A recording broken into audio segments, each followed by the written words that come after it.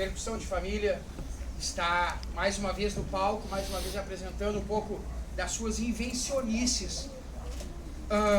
Tem uma frase de um grande filósofo, eu não recordo agora se é Platão, Sêneca, que ele disse o seguinte: a necessidade é mãe da criatividade, a necessidade é mãe da invenção. Quantas vezes a gente não teve, por uma necessidade financeira, por uma necessidade momentânea, tem que ter criatividade? E eu tenho certeza que cada um de nós, várias vezes, tiveram que ter isso ao longo da porra de um mês de CLT, por exemplo. Quantas vezes a gente não teve que deixar de comer naquele restaurante que todo mundo da firma ia comer para segurar e muitas vezes ter algo para a família em casa? A necessidade é mãe da invenção, sim, e é uma arma muito grande que a gente tem. No ano de 2013 eu comecei com essa brincadeira de percussão. Eu não tinha muito dinheiro na época, ainda não tenho muito hoje, mas eu tinha uma imaginação muito fértil para a criação de instrumentos, para a fabricação de instrumentos. Eu via o lixo, eu via oportunidades de criar sonoridades diferentes. E é interessante quando eu paro para pensar como eu comecei com a percussão, fabricando esses instrumentos, como isso teve tudo a ver com que as pessoas escravizadas que foram tiradas da África vieram para o Brasil e para outros lugares do mundo também. As pessoas que foram escravizadas e tiradas da África vieram sem os seus instrumentos, vieram sem suas roupas, não vieram sem nada, vieram dentro de um navio negreiro.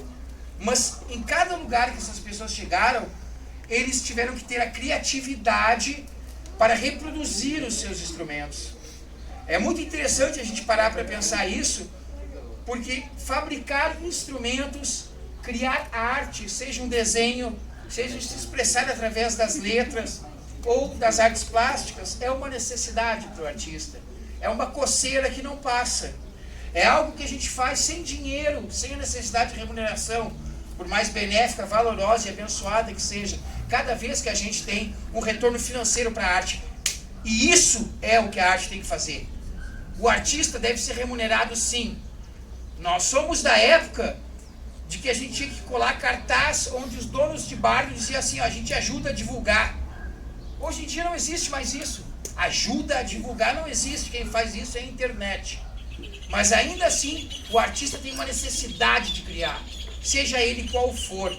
O ser humano tem uma necessidade de viver, seja da forma que for. Quando essas pessoas vieram da África, e eu tive a oportunidade de estar na África, no Marrocos, e eu fiquei refletindo sobre isso. Não tinha a madeira lenque, por exemplo, que faz o djembe. Não tinha essa madeira aqui. Eles tiveram que reproduzir isso. Quando as pessoas foram escravizadas e levadas para o Peru, não havia os tambores lá. Quando eles trabalhavam nos cais, esperando os navios chegarem para poderem retirar e fazer todo o trabalho de estivador, eles sentavam-se em caixas de madeira e dali se criou o carrom, que tanto a gente vê. Ele surgiu no Peru, onde as pessoas estavam sentadas e começaram a batucar. E é interessante, porque eles tinham uma necessidade criativa de expressar a sua arte. É isso que a percussão de família também tem. Eu perdi a audição desse ouvido aos 3 anos de idade. Eu sou um branco, descendente de judeus, que tem o nome indígena. Porra, eu sou a pura globalização em pessoa, sabe? E eu tenho essa necessidade criativa. E a minha necessidade criativa, ela me leva para várias situações. Quando eu não tinha tambores, quando eu não fabricava ainda, eu tinha que batucar em alguma coisa. Estranhamente, mesmo com muito... que a falta de audição me permite, eu ainda assim tinha que criar uma musicalidade. E eu venho falar hoje um pouco disso. De o quanto você pode evoluir dentro da sua arte, e mesmo que você comece de uma maneira simples, ingênua e muitas vezes barata, como é, por exemplo, uma panela. Não vai sair mocotó daqui, mas vai sair um som.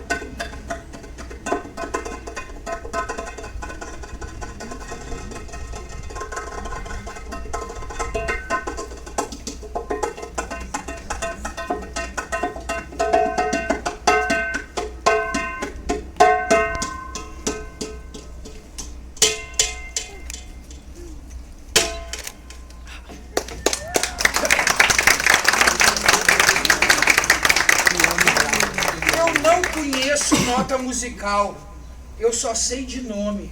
Se passar na rua, periga nem eu cumprimentar, porque só sei de nome. E isso não é romantizar, é falta de estudo. É importante que se estude a sua arte. Hoje eu estou velho, mas ainda sou capaz de aprender. Mas preguiçoso, que nem isso eu vou querer. Porque eu acho que o jeito que eu toco é o suficiente. Talvez para vocês ainda não seja. Mas quando a gente vê alguém incentivando a pesquisar cada vez mais, é importante que se entenda que muitas vezes isso pode ser um caminho. E dentro da sua arte, procure pesquisar mais. Eu deveria ter realmente estudado um pouco mais a percussão. Eu comecei a fabricar instrumentos de percussão no ano de 2003, como eu disse. Me faltava dinheiro, mas tinha imaginação. Isso é a melhor coisa do mundo, obviamente. Dinheiro é bom, claro. Mas aconteceu dentro dessa minha fabricação de instrumentos, onde, por exemplo, para fazer o djembe, eu não encontrava madeiras leves o suficiente. Na África, numa região antiga chamada Império Mali, que hoje contempla a região de Burkina Faso, ali Senegal, Guiné, toda aquela região onde surgiu o tambor djembe, eles têm madeiras muito leves, chamada, por exemplo, lenque. É uma madeira maciça e extremamente leve. Eu não tinha isso aqui em 2003, ainda não temos hoje essa madeira, e o dinheiro, ela era muito pesada, hoje é a madeira que a gente tem aqui, mesmo que você dê o formato de cálice. No entanto, eu comecei a usar material reciclado. Eu usava o tubo de gás freon, o R22, e canos. As pessoas mais antigas vão se lembrar que uma vez a esteio estava totalmente rasgada num lado das ruas para trocar os canos.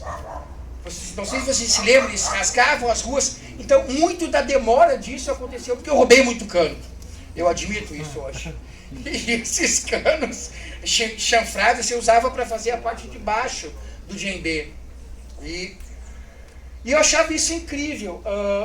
E fabricar instrumentos é muito interessante porque você se torna um acumulador. A Dai bem sabe que nosso apartamento lá é lotado de latinhas de sardinha, latinhas de milho, de ervilha, de pote de remédio que eu vou usar em algum momento, não importa que leve 10 ou 20 anos, mas eu vou fabricar alguns instrumentos dali.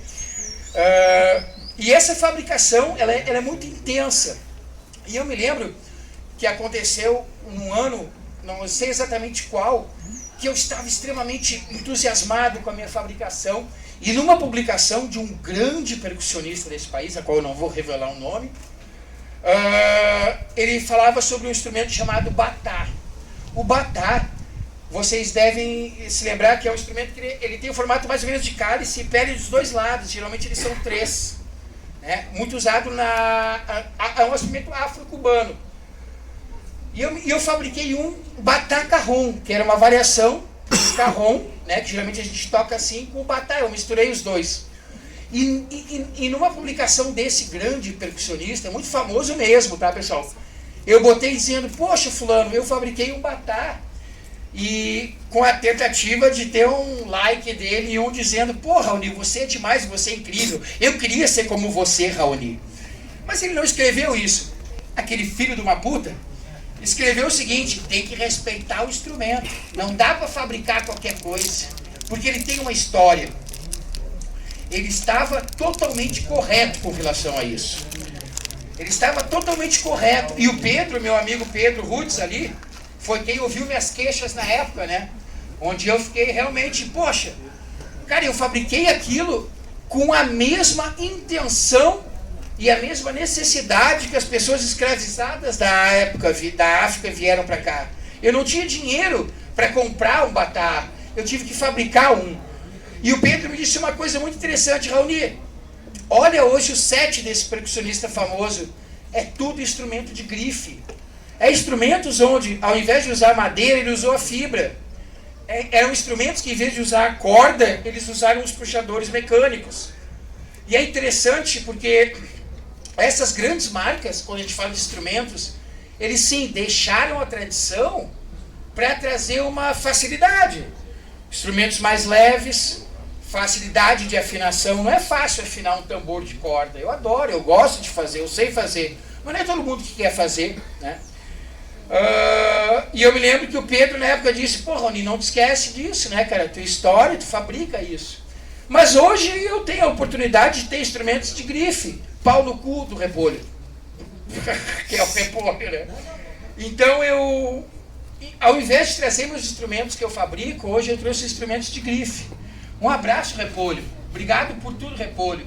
Porque o Repolho foi o cara que me fez parar para pensar de que realmente, cara, tudo que eu fiz e a história do Repolho não deve ser descartada. Ele é uma grande referência, sabe? Eu falei o nome do Repolho? Putz, cara. Processo vindo aí.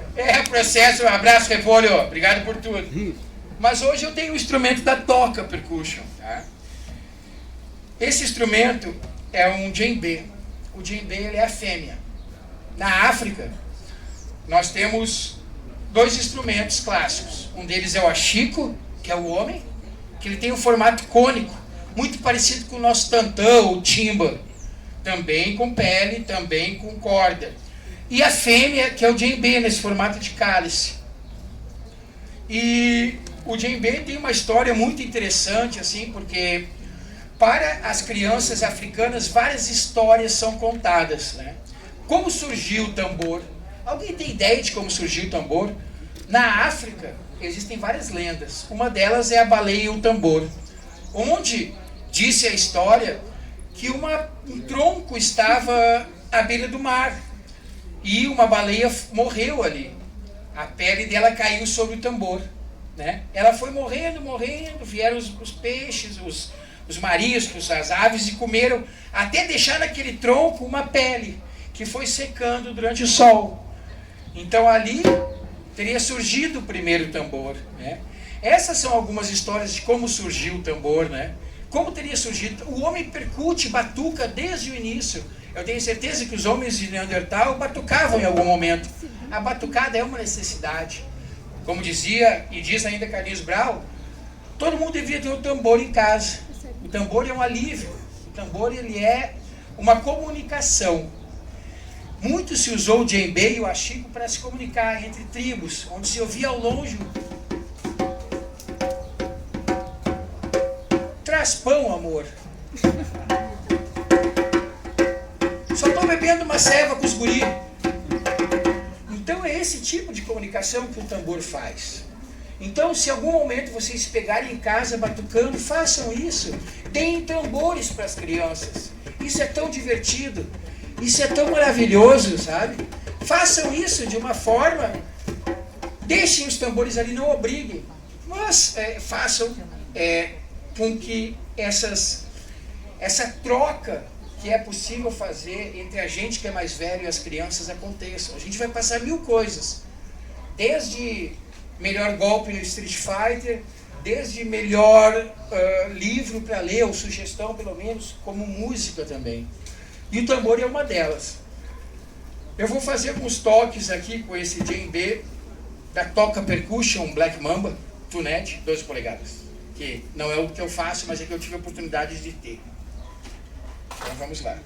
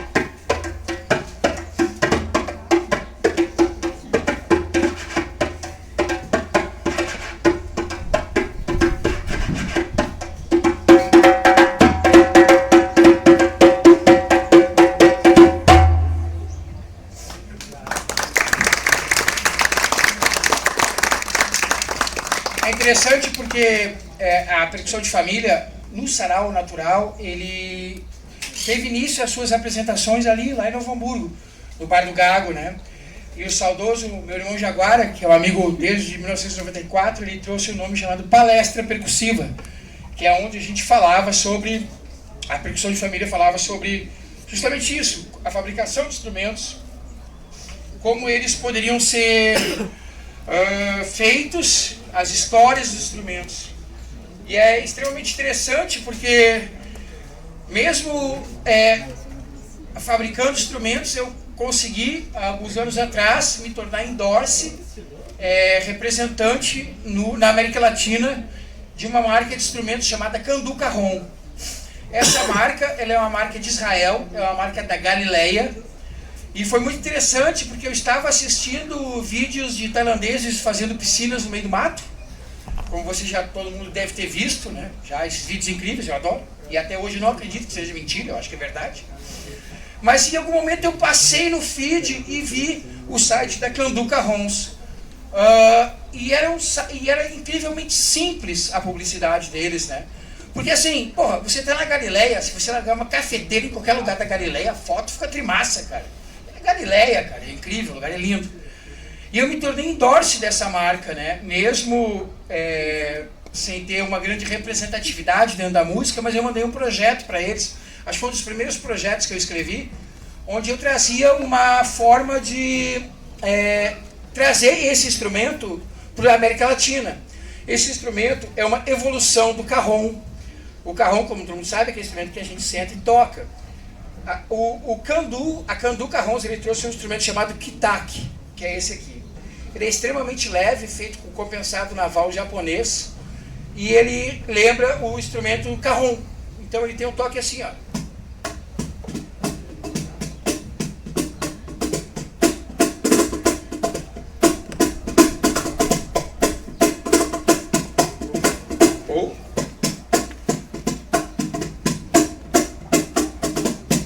E ele vira e faz assim, ó. A Casa Verde aceita uma doação do também. Vamos mandar esse e-mail pra Galileia lá. Por favor.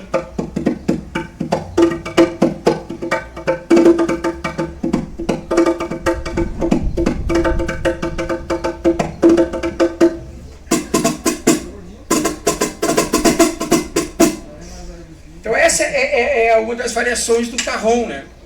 E cá estou com o Candu Carrom. A gente passou, então, falando de como é possível você adaptar instrumentos quando a gente fala de percussão, através lá da sua origem, quando os escravizados vieram, a gente falou um pouco sobre a evolução material e técnica dos instrumentos de percussão, e chegamos até o momento, como diria Joseph Klimber, que nem tudo é maravilha. A tradição, ela deu lugar a uma facilidade muito interessante. Cada vez que a gente clicou em Eu Não Sou Robô, a gente alimentou a inteligência artificial e permitiu uma vez que um fabricante de sobrenome Korg, e Korg é nome de vilão, né? O incrível Korg intergaláctico há de invadir o planeta Terra, criou o Wave Drum.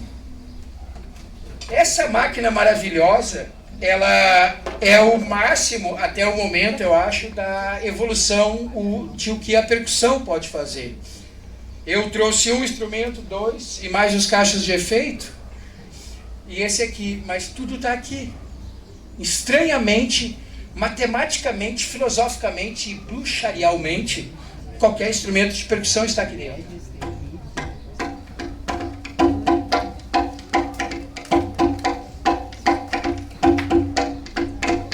Uma conga.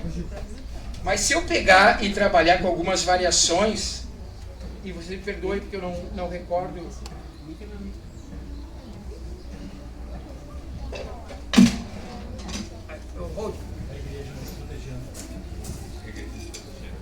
A gente vai começar a trabalhar com algumas brincadeiras agora.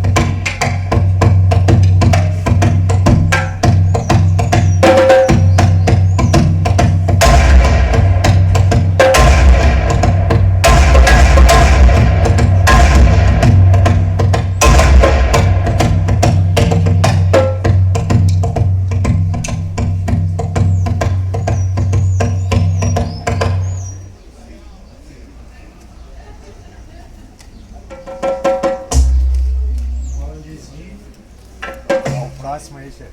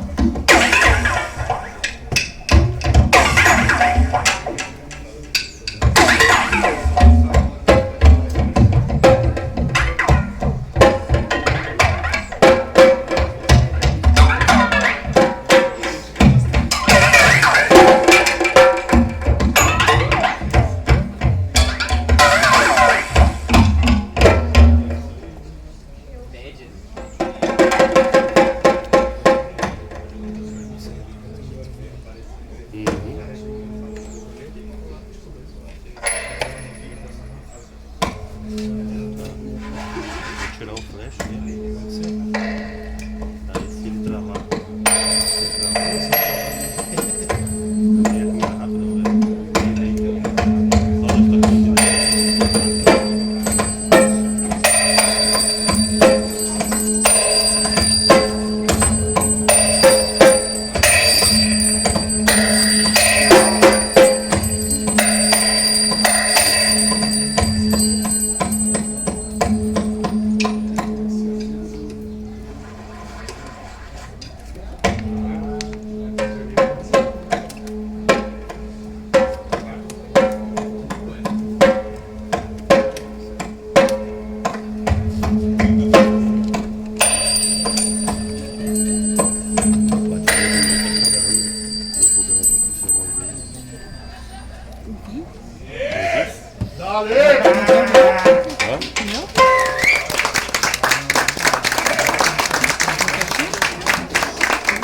Não acende a bateria o teu.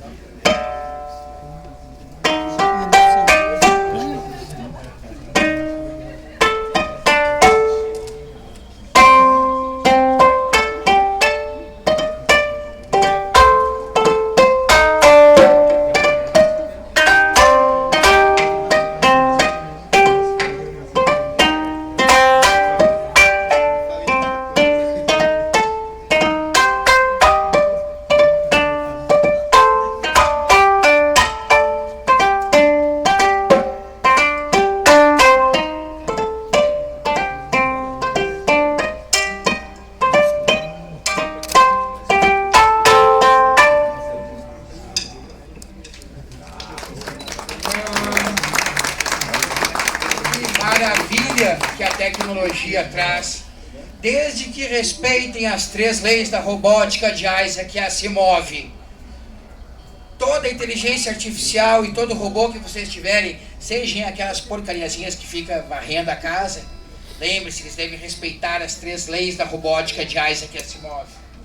E ainda assim, mesmo com toda essa tecnologia, com toda essa possibilidade de trazer instrumentos de grife, ainda assim uma fagulha de criatividade estava dentro de mim e não me permitia deixar de fabricar instrumentos nem de acumular coisas em casa.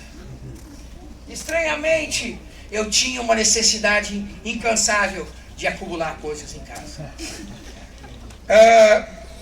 Em 1994, e nesses arredores, eu estudei numa escola chamada Fundação Liberato, e eu não me lembro do nome completo. Fundação Escola Técnica Liberato Sazana Vieira da Cunha, a qual estava meu amigo Marcelo Eduardo Jaguara Franco Ribeiro, Marcelo Amato, meu irmão também, e a mulher a qual eu pude entregar o meu coração no ano de 2022, que é a Dai Maus. E nós éramos estudantes naquela época, e até então, mesmo sendo surdo desde aquela época, eu não era músico.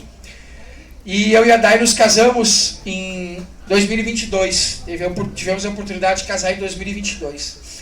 A Dai está aqui lançando o seu livro do Cinza ao Colorido, que conta um pouco da história dela. A Dai é formada em psicologia, doutora em psicologia, com ênfase em psicologia social, institucional e gênero. A Dai é uma pessoa incrível e ela foi acometida há 7 anos atrás pela doença de Parkinson. Para quem não sabe, a doença de Parkinson, ela causa alguns tremores. A Dai tem um implante mecânico, biônico, que permite que ela não tenha esses espasmos muito decorrentes e clássicos do Parkinson. Mas ela tem as dores e a rigidez que o Parkinson muitas vezes acomete. Então ela tem que tomar uma medicação diariamente. E sempre sobrava potes de remédio. E a gente descartava esses potes de remédio, né? Então, eu voltei a fabricar instrumentos usando os potes de remédio, usando as tampinhas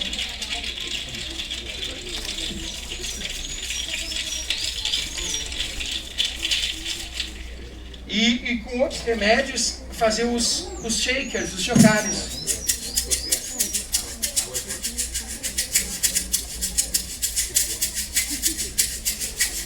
Então, a criatividade não saiu de mim.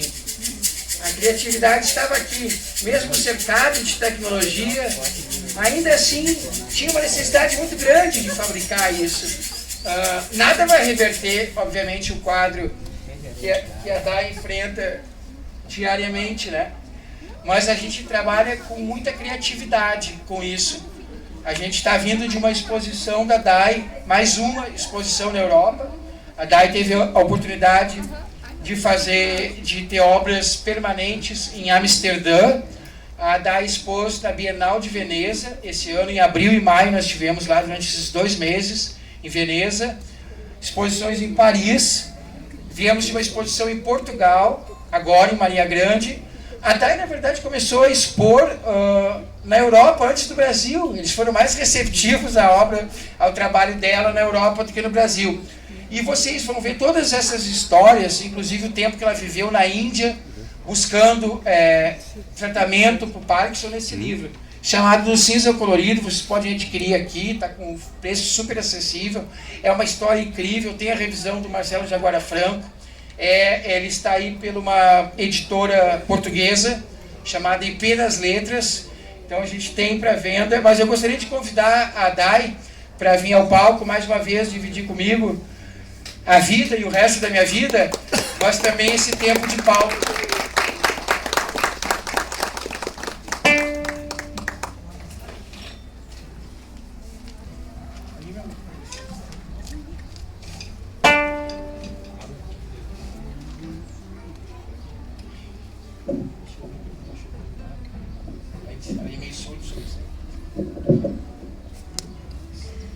Boa tarde a todos e a todas. Fico bem feliz com a iniciativa do Sarau, que está se colocando. Está muito bonito ver tanta gente aqui, tudo cheio de pessoas.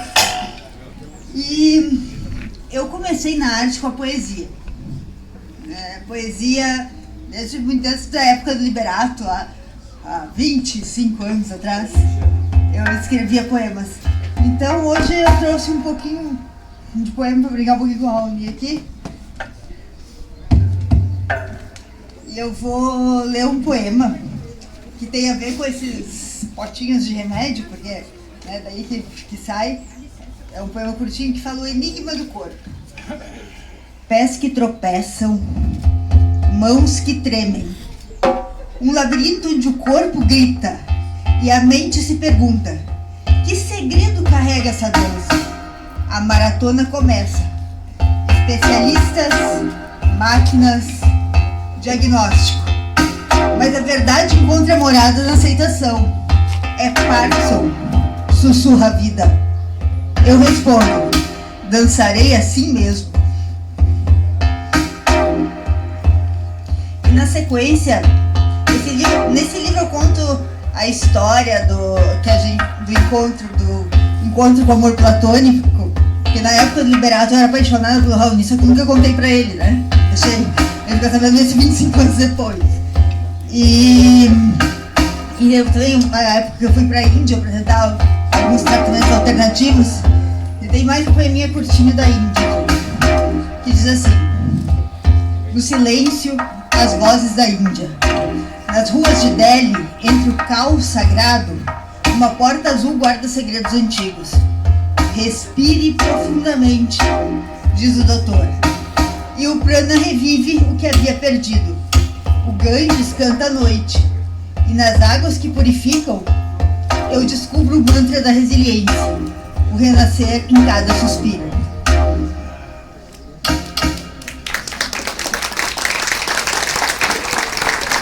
Obrigado, pessoal. Obrigado. Esse foi o show da Percussão de Família. Espero que tenham gostado. Traz um pouco de conversa, bate-papo, invencionices.